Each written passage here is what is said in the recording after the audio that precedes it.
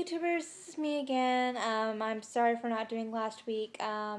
Just as a quick explanation, last Sunday was Mother's Day, and I lost my mom in February, and it hit me a little bit harder than I thought it would, so I just kind of didn't do anything last week.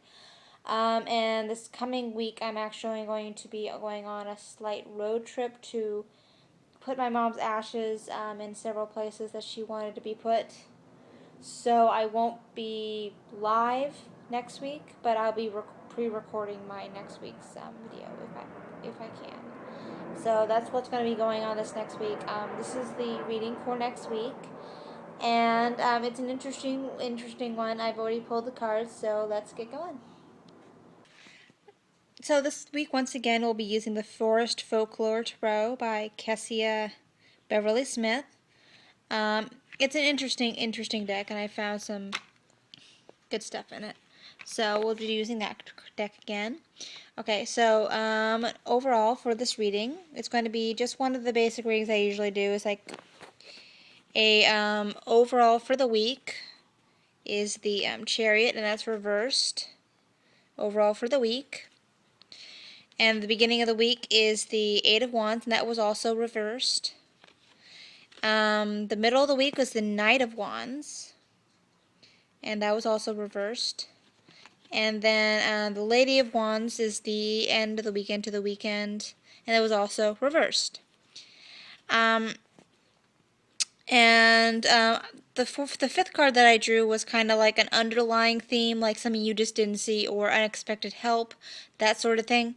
And this was once again reversed as well, and it's a Nine of Rings, which is interesting because all the rest of them are wands. But anyway, that's the overall for the week, and we'll get into more detail in just a second. Okay, overall for the week is the Chariot, and it was also reversed. It kind of makes sense because of what I'm doing right now this week is I'm going to be doing a lot of physical traveling, but I'm also going to be doing a lot of internal traveling as well. Be taking a lot of journeys this week because of what I'm going to be doing this week. He looks like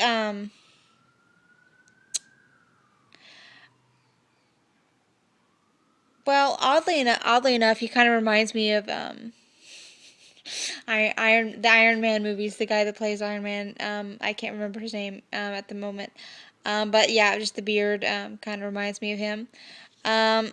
Like an inventor, beginning a journey to learn new things and bring them back home, and build things with them, that kind of thing. There's also a sense of balance here that you got two different types of horses here, a black and a white one. They've got their strengths, but when they come together, they are a balancing act. And he's got control of the horses. See, look a little closer. He's not even holding the reins, really. They're connected to the cart, but I don't see any reins. They're connected to his hand. So he's either gotten more an intuitive direction that he's using, or he's just letting the horses go, and he trusts them, or he's been building this trust relationship with them. So he's not really overtly controlling them, but he is in control, and there is a balance here. But yeah, overall, what I'm seeing is a lot of traveling, transportation, balance, a lot of inner work that'll be getting done this week, which makes sense to me personally. But yeah, mostly what I'm seeing with this card is a lot of traveling, a lot of work to be done. Okay. And the next card is the Eight of Wands, and it was also reversed.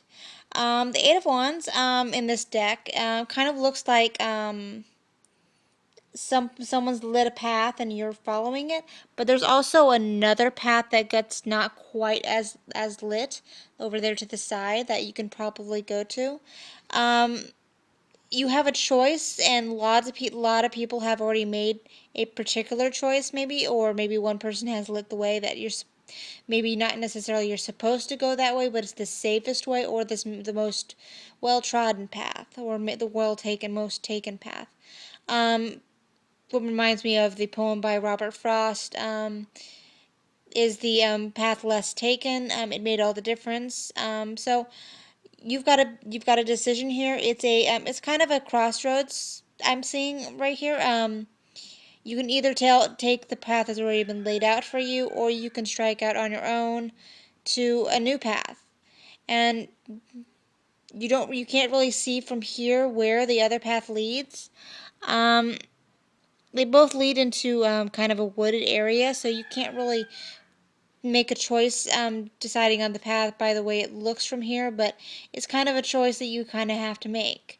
You can either follow the crowd and follow the safe path, or what seems to be the safe path, or you can follow your own path. And it's funny that number 8 comes by because I was just listening to a podcast and he was listening to The Pathway of 8, which is a new book coming out about finding your own path and learning things about Wicca in general, or witchcraft, um, and finding your own way of doing things and finding your life path. So it sounds like an interesting book one, but it also just comes to mind because of the number 8, 8 of Wands. Okay. Okay. And the Knight of Wands comes next in the middle of the week. Where maybe you decided to take your path, and there's lots of, well, there's daisies in here, and happen to be my favorite flower, one of them anyway. But daisy is about innocence. That's a big theme for daisies. And this card kind of reminds me of the myth, or the story of Tom Thumb. I believe he rode on a cockerel or a chicken, because he was so small, and they let him ride on them, and it kind of looks like this fairy creature is just riding out to not to war or anything like that. He's just looking to explore. He's got his bag. He's got his little cushion on the chicken, but he doesn't really have any provisions with him. He has his wand out and all that kind of stuff, but it just looks like he's looking just for a daily stroll. He's not really looking for anything. He's just exploring at this point. So maybe you've taken the path that you saw in the 8 of Wands, and you're still exploring, and you're taking a look at it, and you're having a good time. It doesn't really say which path you took, but you are on your path, and you're taking your path, and you're just taking your first steps on it. Okay, and for the last bit of the week, there's my finger.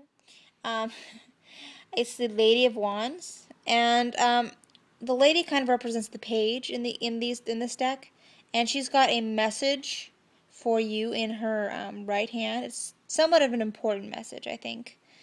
And there's also a ladybug on there, which brings to mind that ladybugs never stay where you put them. Usually when you buy ladybugs and you put them in a field or something, they go about a mile downwind from where you actually put them, which was an interesting fact I was just reading about recently.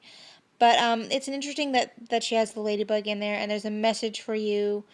It brings back the rhyme of ladybug, fly away home. Your house is on fire and children are all gone. If you ever heard that fairy tale, I mean not fairy tale, rhyme.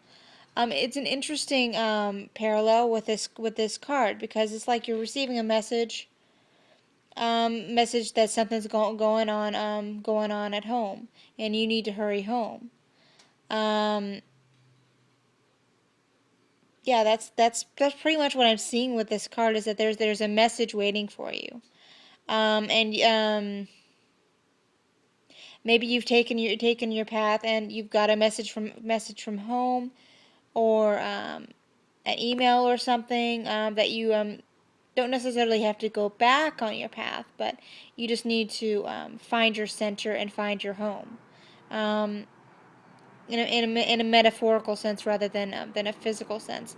If this were a lady of like pentacles or something, I would say more a physical sense. You need to go home physically, but since once again it's reversed and is also a wand, I wouldn't especially put this in the physical sense that you need to go home, your physical home.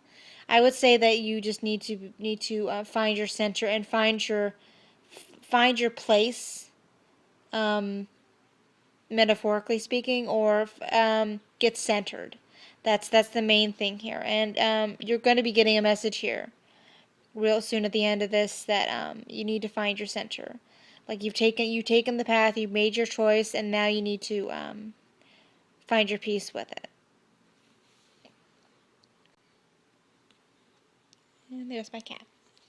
Anyway, speaking of coins, your underall card for this, or the hidden message of this week, or something you're not quite seeing this week, is the Nine of Rings, and this is also a reversed card. So internally, she's looking at her rings, rings on her fingers, rings on her toes. She'll have bells on her toes.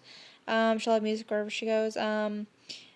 Mostly what comes to mind is that you need to take a look at what you actually do have in your possession, in your physical possession, your personal possession. Um, I don't think this has to do with money particularly, but you're going through.